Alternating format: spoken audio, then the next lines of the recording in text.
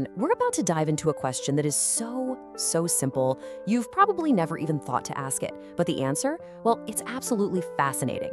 We're going to decode your body's hidden schedule. So, yeah, why this schedule? Who decided this was the best way to do things? I mean, seriously, what would happen if we just flipped it? Slept all day, worked all night. Would our bodies even care? The answer is a huge, resounding yes, they would care, and the reason is buried deep inside our biology. Okay, let's get right into it. It turns out you have this incredibly powerful, built-in timekeeper that's secretly running your entire show. And trust me, it dictates a lot more than just your bedtime.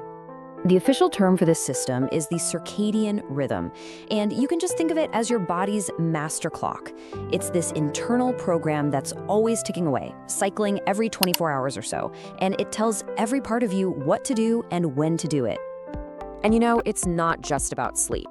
This rhythm is the boss of your energy levels throughout the day, and it even controls your core body temperature. It's basically the director of your personal movie, telling your body when it's time to be alert and when it's time to power down for the night. So if we all have this internal clock, how does it know what time it is in the outside world? How does it stay in sync? Well, the answer is actually really elegant and simple. It just looks for one big signal. It really all comes down to this. Light is basically the on switch. When sunlight hits your eyes, it sends a direct message to your brain. Hey, it's daytime, time to be awake and active. And then when it gets dark, that signal flips, telling your brain to start the whole shutdown process. And the key player in that shutdown process is a hormone you've probably heard of called melatonin. As soon as your brain registers that it's dark outside, it starts pumping out melatonin. And that is what gives you that sleepy feeling. It's basically your body's own natural time for bed signal. But here's where it gets really cool. This whole system isn't some modern thing. Oh no, it is an ancient survival mechanism, something that's been hardwired into our DNA for thousands and thousands of years. Just think about it from our ancestors' perspective. For them, survival was a 24/7 gig. Daylight was the safe time, the productive time to find food and get around. But nighttime? Nighttime was dangerous. That's when predators were out hunting. So we adapted. Be active in the light, hide and rest in the dark.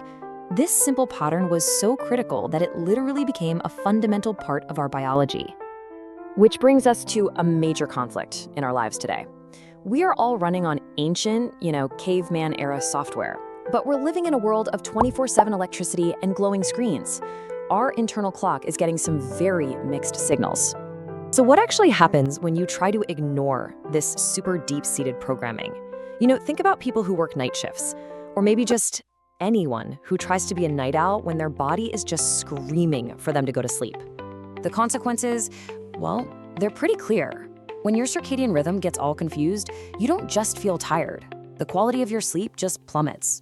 You feel worn out, even after a full night's sleep, and over time, it can lead to some really serious health issues. Your body's trying to follow a program, and when you fight it, you're causing system-wide stress. Now, of course, not everyone's clock is timed exactly the same. You've got your early birds and your night owls, and these are very real biological differences. But the fundamental rule, the core principle, it's the same for everyone. The brain needs that signal of darkness to produce melatonin and kick off a good, restful sleep. And that right there brings us to the biggest disruptor of our time. The single greatest challenge to our ancient internal clock is the artificial blue light that is pouring out of our phones, our tablets, and our computer screens. So here's the problem. When you're staring at your phone late at night, that blue light hitting your eyes sends the exact same signal to your brain as the sun. It literally tricks your brain into thinking it's still daytime.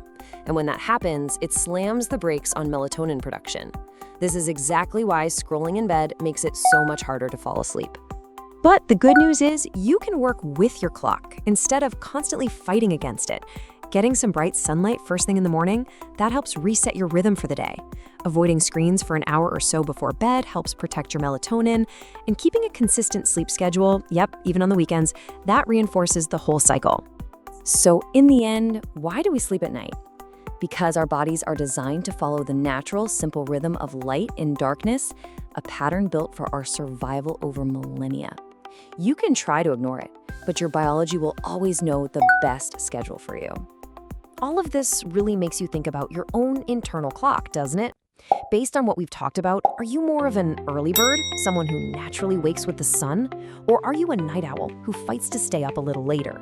It's a fascinating question to ask yourself. Thanks for joining me.